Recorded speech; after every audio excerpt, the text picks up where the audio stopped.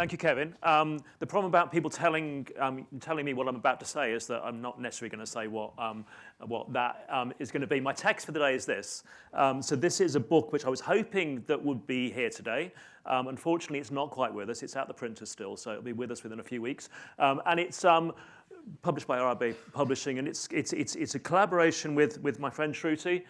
This is Shruti Henami, who is based in Jaipur in India and used to work for Urbed in Manchester, did her postgrad in Nottingham. And so Shruti and I have been drawing maps for years, and there's going to be a lot of maps in the next 20 minutes. And I'm going to go through them very quickly just to make sure you have to buy the book to see them properly. But yeah, a seriously large amount of maps, and I'm also quite pleased about the scale of the screen to show them. So the first part is about this obsession with cartography. Maps are a bit like that. They really suck you in, and you end up doing crazy things with maps. These are all hand-drawn, and I thought it's good to start with Milton Keynes. So this is a 2-kilometre circle. The circle is the same through all the maps. There's 5 different scales we're working with. And you can compare Milton Keynes to, for example, to Brasilia at the same scale. So the thing about these maps is that you can just flick through them and you can see how they work in terms of scale. So there's Brasilia, the same scale we now have Venice, just for a bit of contrast, and New York. And what the points about these maps, these are all figure ground plans, and of course figure ground plans are very much at the heart of what the Academy does. They're like X-rays, and the book is all about what we learned from drawing these maps. This is Shruti's fantastic map of Jaipur, which is just mind-boggling. You can zoom in and zoom into it. Jaipur is a planned city. I'll come back to Jaipur a little bit later. And then we, having done that at 2 kilometres, we thought we'll expand the scale a bit. So this is Milton Keynes again. This is now a 10-kilometre map. We call these trellis plans because they're just a street network. They're like the circulatory system of the town without the buildings. And so again, we can compare the 10-kilometre plan of Milton Keynes to Barcelona. Barcelona, 3.8 million people in about the same land area, I'm guessing, as Milton Keynes, which is what? We heard 250,000 people. So it's interesting when you can do this, you start to draw lessons from these plans just by doing it at the same scale. And then we thought we'd go bigger still. So this is a 50-kilometre circle. This is Los Angeles.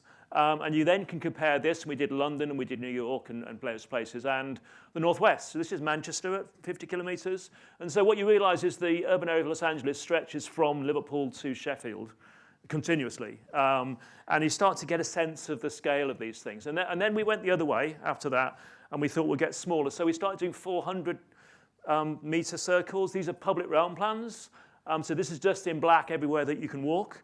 This is Valletta, because I was there last year on holiday, which is an incredible place. But then you can compare that to Ahmedabad in India. And you realize all of a sudden that this is where places are very different. We think urban design is the same across the world, but Ahmedabad are based upon poles, so basically these family enclaves which have no permeability at all through them, which are defensive. And so the public realm plan, most of it is this grey sort of semi-public space, which has got gates on them and you can't get through. The actual public realm, which is black, is actually very limited. And then we went down again, so we ended up with an 80-metre circle, and we call these tissue plans. And this is, this is Doughty Street in London. You recognise a Space Syntax office there. Just understanding the London Muse arrangement and comparing it to Paris. And then you realise that Paris is completely different. The structure of a Parisian block is completely diametrically different to a London block, even though walking down the streets you don't necessarily see that. So that was the maps. We ended up with these 5 scales, each 5 times the multiple of the one below. And the book is structured around maps of this scale. So that's the first part. The second part is, as Kevin said, we practice Urbed as a master planner, and we did so, we became master planners accidentally, and we did so through this scheme in Brighton, and in particular through this drawing. So this drawing was done by a community group in Brighton who hated what was happening on a particular site, and they put together all the schemes that they wanted to see on the site, and you'll recognise BedZ in there. But the one at the front is Homes for Change, which is a scheme that I was involved in Manchester. And so the developer rang us up and said, could you have a look at this site, because we're getting a lot of flack from the local community. And within a few weeks, we ended up as master planners for the site. We had no idea what we were doing. We didn't know what master planning was, and that turned out to be a huge benefit because we sort of made it up as we went along. And what we came to was a process which actually I think is much closer to the way master planning was done in the past, is done elsewhere, and should be done in the UK, but generally isn't. So this is the site in Brighton. It's been turned around. North is off to the left of the screen. This was our fancy master plan. Lots of master plan is based around doing fancy drawings and so on, and giving a really good impression of what you think it could be in the future. And of course, it never is. Most master plans, as Robert Cowan tells us, are never built. And the point is that because we needed to code this, we ended up taking the master plan, which is the site, as it says before, and we drew a regulatory plan for it. And the regulatory plan took away all the detail, took away all the fluff, took away all the fancy drawings, and just said the front face of the building shall be within a metre of this line. And the height of the building shall be no more than this, and the building shall be entrance from this, and so on. And so really, really simple set of instructions. And that is the actual plan of the site at the moment. So that's what's being built. And it's very comforting to look at our plan and say, essentially, the regulatory plan has been seen through and been built. So that's what it looks like. It was actually longlisted for the Academy of Urbanism Awards this year. It would have been very embarrassing had it been shortlisted, I think. But nevertheless, it's quite nice that a neighbourhood is good enough that people think it could be a good place, even though it's still new. This is what it looks like. This is the linear park. And there's a Sainsbury's cunningly concealed in the middle of it as well. So this is the 400-metre plan, public realm plan of Brighton. And I'm showing this because you can see the scheme nested into the scheme there. Again, north is that way. But the reason for showing this is this great big green swathe through Brighton, the Stein. And I'm assuming that this is master planned by John Nash at the same time as he did the Royal Pavilion. Although if you look at the histories of Brighton, I can't find confirmation of that. So this is John Nash. Not a very nice man from all the things I can think. There's a theme in this that master planners are not very nice people on the whole. And he was quite unsuccessful throughout most of his career until he fell in with the Prince Regent, who got him to do the pavilion in Brighton. And then subsequently to that, he got involved in the Prince's London estate. So I'll come back to that in a second, because it's a process of master planning which I think is very English. Part 3 is about the climax city. So this is the idea, and the reason there's a leaf in the background is it actually looks a bit like a city. The climax city idea, climax vegetation, is what happens if you leave a piece of land undisturbed anywhere in the country. It will turn into a climax vegetation. In Britain, it will be broadleaf woodland. In Africa, it will be savanna in the rainforest and so on. And once it's got to that stage, it stays that way.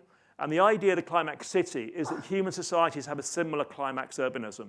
That if you leave people to their own devices, they will create places which evolve into something quite stable, and they stay that way forever. Or at least they did before the birth of modern planning. And one thing that Shruti's been doing with her PhD work is looking at slums in India, and actually looking at the way that slums are organized and the way that they come together and the way that people negotiate how they build slums. And then essentially traditional Indian cities, which are World Heritage Sites, have exactly the same form as the slums. They just built out of more permanent materials. And so actually slums are a form of proto-urbanism which grow into the climax state of the city. So this idea that cities are complex, evolving organisms. This is slime mold. Slime mold is a community of individual creatures. There is no coordinating slime mold cells, but nevertheless, slime mold has evolved over the years to completely optimize its environments and to self-organize. And there's a lot of work about self-organizing cities, about the links between complexity science and evolving patterns out of complex forms, which is very much explains how cities are created. So this is Mopti in Mali. again, this is sort of the form that comes out of that natural process of growth. And this is Shruti's slightly manic plan of Guwahati in Assam. This is what happens when you just get carried away. She went way beyond the 2 kilometers and just did the whole city. But this is London, as you'll recognise. And again, particularly the City of London, the form of the City of London is very similar to that African village. It's the same as sort of self-organising urbanism. But obviously, large parts of London over there are master planned. And so one of the things that we are very interested in is the process between this type of natural growth and this type of natural growth. This is the walled city in Hong Kong, which is now no longer with us, of course, but this was 14 stories high slum made out of concrete in Hong Kong. This is Makoko in Lagos, again, incredible slum. And this is the 2 kilometre figure ground plan of Lagos. You can see Makoko right up in the top corner. But again, this is interesting because the gridded bit in the middle shows how a master plan is forming that natural growth. And so what the book is really about is the process between master planning and the natural process of growth. So the part 4 is about master planning. This is Washington plan from America. A lot of the American plans are gridded. This was done by another unpleasant master planner called L'Enfant, who wheedled his way into it and then got really cross and took his bat and ball home when people weren't building what he wanted to be built. Again, that's what happens to master planners. These things never happen as you want them to happen. And the process of master planning is something which is a very precarious art. So this is London. As you'll recognise, that red bit is the bit that was destroyed by the fire. This is John Evelyn's plan for reconstruction after that. This is Christopher Wren's plan for reconstruction after that. And this is what it looked like 50 years later. Didn't take any attention at all. This, again, typical of those of us who operate as master planners. This is typically what happens to our plans, and it's always been the case in the UK. But let's come back to John Nash for a moment. So this is Regent Street, so Regent's Park at the top, down to the Mall at the bottom, Mayfair on the left, and Soho on the right. This was a plan which was commissioned from Nash that we saw earlier by the Prince Regent to create a ceremonial route from Regent's Park at the top, down Portland Place into Regent's Street, around Piccadilly, and then down to what was the Prince Regent's house at the bottom, although they demolished the house just after they'd finished the plan. And it's a really interesting, very English way of master planning because it doesn't cut away through this. It doesn't create grand boulevards. It weaves its way through the urban form. And of course, the fantastic bit, I don't know, have I got a pointer here? No, I don't think I have, is the bit around the BBC. So All Souls Church, which is actually where that statue of Nash is based, it just pivots that corner beautifully. And the corner's only there because he couldn't get the land ownership lined up. And so he had to put the kink in. But All Souls Church just deals with it perfectly. And then the BBC behind it then came along 100 years later and just fitted in perfectly with that. And then McCormick Sir James Pritchard did the extensions of the BBC another 100 years after that. And again, it all fitted together perfectly. So a really good master plan is leaving this legacy down the ages of architects responding to the conditions that it creates. And that's the 400 metre side public realm plan of Regent Street, of the area as it is now. And one of the people living in Regent Street when that was being done was Napoleon, who was in exile at the time, not the original Napoleon, the nephew of Napoleon. And he was in exile in London, and he saw Regent Street being built. And then he was elected back as president in France.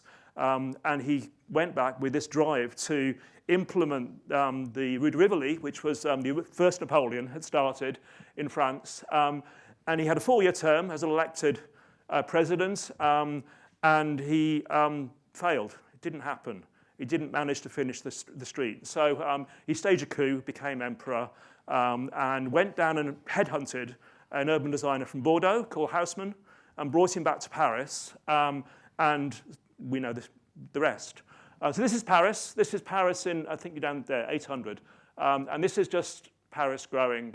And what's interesting about Paris is that it's got all these walls, there's 6 sets of walls, and it grows gradually into the walls. Where are we up to? 1643. The walls in this one become the boulevards in the next one. So we're still up to 1830. So this is all before Haussmann. Haussmann hasn't started work yet. You can see the Rue de Rivoli hasn't been cut through from the end of the Louvre. And then this is Paris after Haussmann. And again, it's a fascinating story about how the French law is different to British law and how this is possible in France and not in the UK. And here's the ground plan of Paris. And just as a treat, I thought I'd overlay the Corbusier plan for Paris onto this so you can see what Corbusier had in mind for Paris. There we go. This is proper master planning, of course. This is heroic master planning. So you can do the same thing with New York. Commissioner's plan for New York in 1811. That's the scheme as it was 1850. Again, Commissioner's plan, no Broadway, you'll notice. No Central Park in the original plan. And this is what, you had the figure ground plan of New York earlier. You basically, it's again the way it evolved. And certainly the way it was built out in New York was completely different. The idea, middle of New York, midtown New York was supposed to be suburban. And that's where all the towers are now. This, no doubt you'll recognize, this is Barcelona. The light area is the cannon range from the castle walls. And so you couldn't build within this range. And then it was the most dense city in the world in 1850. And a guy called Cedra came along and created the master plan. Cedra is another, he was actually probably not an unpleasant person, but the people of Barcelona hated him. They don't say that now. They're very proud of him now. But at the time, he was imposed by Madrid on Barcelona, and they really, really didn't like that. But the plan, is an incredible diagram, really, of this expansion of Barcelona. And there's the figure ground plan of Barcelona. This is back to Jaipur. Jaipur was master planned by a Maharaja at exactly the same time as St. Petersburg, which is really interesting. And the Maharaja knew all about what was happening in Europe. He knew about European master planning rules. And there's this massive argument in Jaipur about the one on the left is the Hindu Sastra code interpretation of the master plan. And the one on the right is the Muslim Mughal interpretation of the plan. They both fit, even though they can't both be right. And no one quite agrees with which one is actually behind the plan. But there again is Shruti's plan of the way that was built out. Again, it built out in exactly the same way as a British plan, and I just need to draw this to a conclusion before Olga gets cross with me. This is St. Petersburg. There's a fantastic story about Peter the Great going to Amsterdam and coming back and trying to build himself a copy and getting it slightly wrong. So all the scale in St. Petersburg is all slightly out because he didn't quite understand how it all fitted together. But no, and you go to St. Petersburg and it's sort of like a facsimile of a city rather than a real one. But the point of all that is that all those master plans were built in exactly the same way. They were all a plan on the ground and a set of rules and a set of plots, and each plot was built plot by plot, and each of the people building plots did so in accordance with the rules, which were non-negotiable. These master plans were not bottom-up, they were not flexible, they were rigid master plans that everyone built. This is Helsinki, the docks in Helsinki, where we went on an Academy of Urbanism visit. And we spent a long time, a number of people in this room were there, trying to ask questions to the chief planner in Helsinki to understand how they do that. And he was getting increasingly confused by what we were asking, because he was going, well, this is just the way we do it, surely. And they do master planning in Helsinki, and indeed most of Northern Europe, in the same way as I've just described. And it was just the way that you do master planning. And he couldn't understand how us English found it so difficult to understand what it was they were doing, because surely this is what everyone does. And so the process of master planning is you write the rules because you don't know what's going to happen in the future. You write the rules to allow that natural process of urban growth to grow into it. So the analogy we use is the trellis and the vine. If you're doing a master plan, you're designing the trellis. You can't control the vine. The vine will grow onto that trellis in any way it wants to grow, but the trellis is the thing that gives shape to it. And a good master plan will create the conditions of growth which will then allow the conditions of what creates to be good and humane, but actually will not constrain the growth itself. So finally, just to finish, we as I say, are master planners. That is a master plan of ours from Nottingham, the island site in Nottingham. But we're also working in Cambridge, in the Oxford-Cambridge Arc. We're working with Neil Murphy from Town, who you'll hear from after lunch, and with you and I as master developers. And if there's anywhere that we can actually do the thing in the way it should be done. This should be the site that we do it on. It's the old sewage works, or the existing sewage works, by Cambridge North Station on the edge of Cambridge, not in the green belt. And the plan is for 5,500 homes and about 500,000 square feet of workspace next to the science park. And we're in a process of creating a framework to allow the area to grow into it over a period of time. Whether we can do it and whether we can get the grain right is a moot point at the moment, which may not happen. But nevertheless, if there's any way we can do this, this has got to be our opportunity to do that. And so finally, the book is here. You can order it online. You allow me to do the plug. It's not out yet, but it is available within weeks, hopefully. Thank you very much.